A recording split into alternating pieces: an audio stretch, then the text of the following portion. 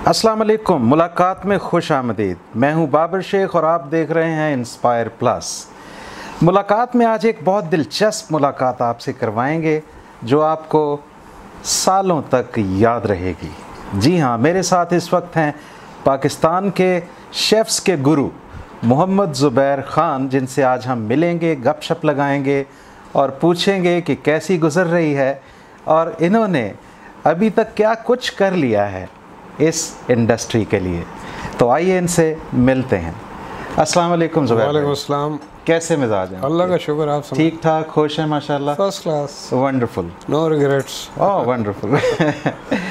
Okay, मैं पिछले दिनों ज़ुबैर भाई थोड़ा R&D कर रहा था इस शोबा पर, शेफ़्स के शोबा पर। तो आप जानते हैं कि August एस्कॉफिए who is called the father of modern cooking, तो उनकी लाइफ पर मैं कुछ रिसर्च कर रहा था, बहुत सा कंटेंट मैंने गो थ्रू किया।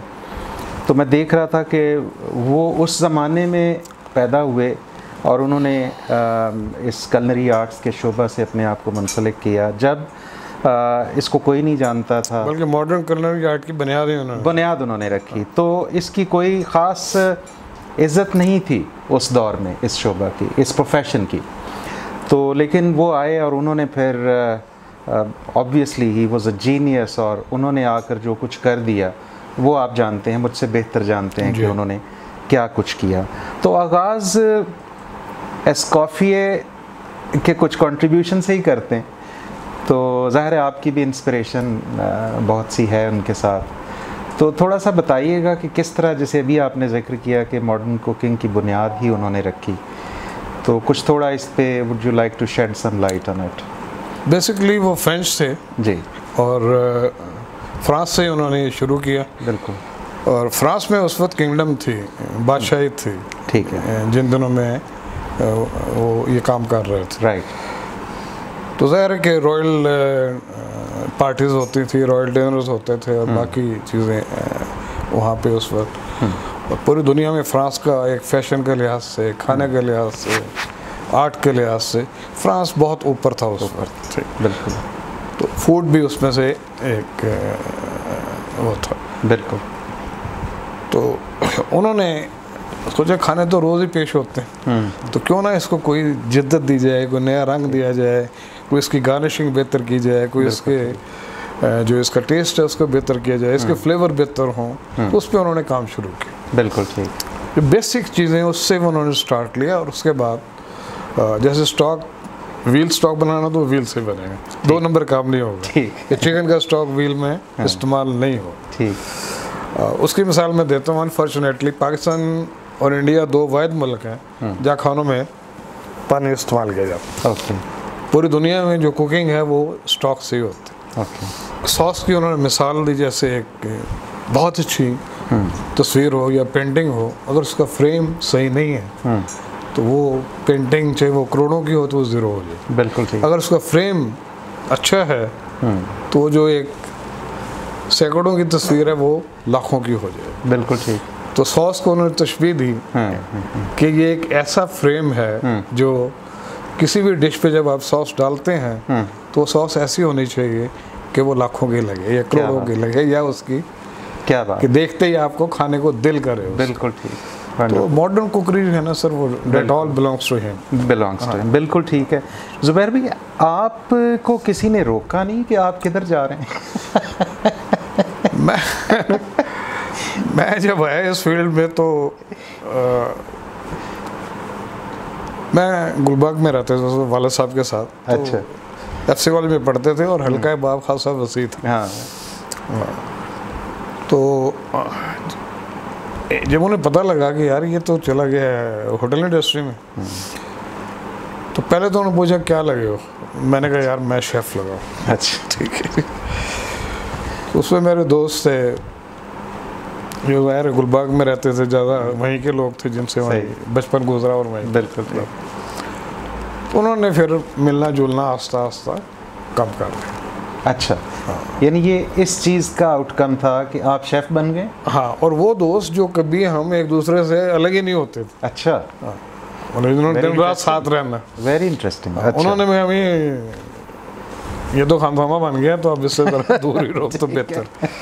फिर मेरा ताल्लुक है रहो फैमिली से, वो फैमिली को पता लगा, वो भी सारे खिलाफ हो गए।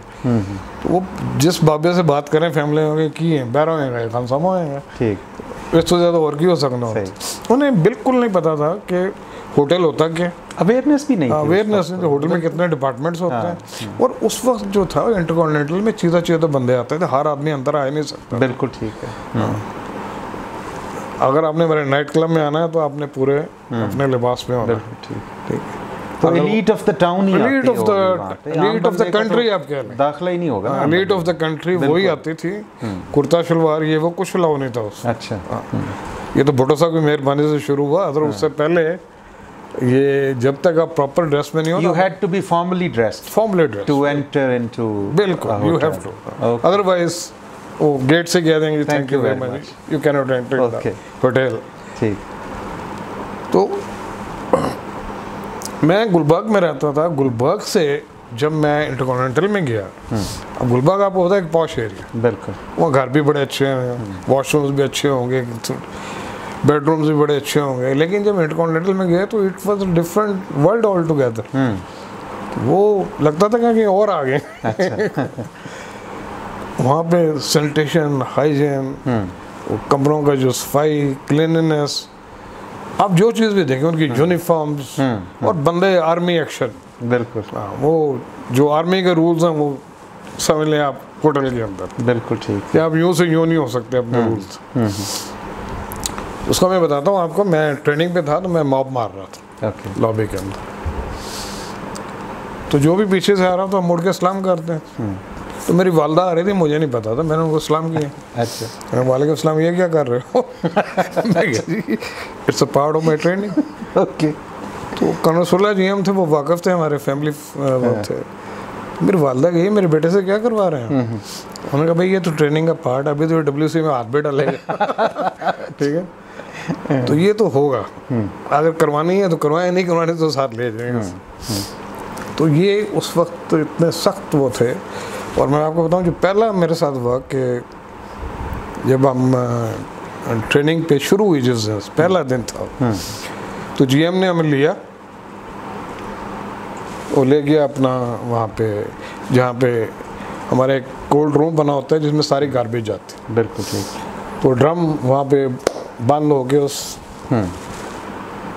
वॉक इन के अंदर चले जाते थे। बिल्कुल ठीक, वो आए, उन्होंने अपना हैंगर वहाँ लगा हुआ था, उन्होंने अपना कोट उतारा, बाजू चढ़ाए है, उन्होंने कहा आप भी यही करें जो मैं कर रहा हूँ। अच्छा। उसके बाद उन्होंने कहा इसको उल्टा करें।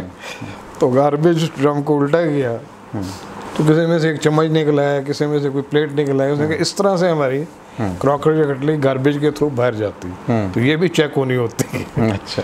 तो इस किस्म की सख्त ट्रेनिंग थी उस वक्त। अच्छा, उस वक्त ज़ुबैर साहब, क्या ज़्यादातर लोग फॉरेनर्स थे जिनके साथ आप किचन में काम करते थे?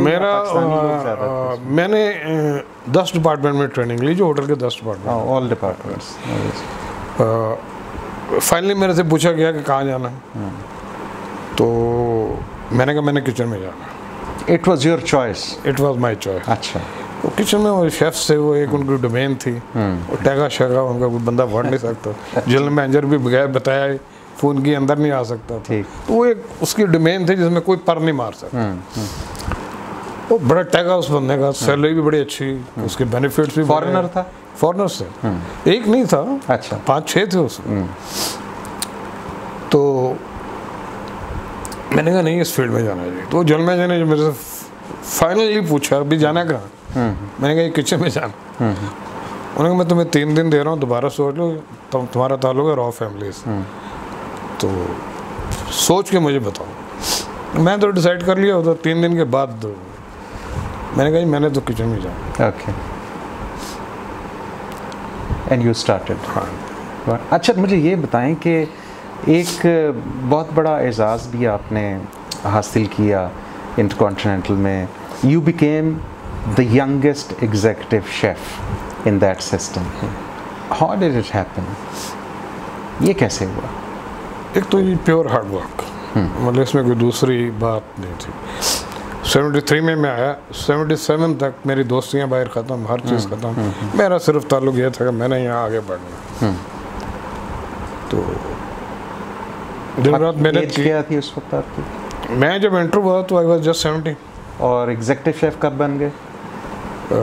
23 साल की उम्र। 23 इयर्स। 23। वंडरफुल। वो एक डिपार्टमेंट हेड पोस्ट, आपको पता है कि डिपार्टमेंट मीटिंग्स आपने अटेंड करनी है, बजट मीटिंग अटेंड करनी है, बाकी सारा करना है। तो इट वाज नॉट इजी। तो लेकिन यंग एज में ये फिर लतीफ़ा ये हुआ कि हम बैंकॉक में कॉन्फ्रेंस अटेंड कर रहे थे। तो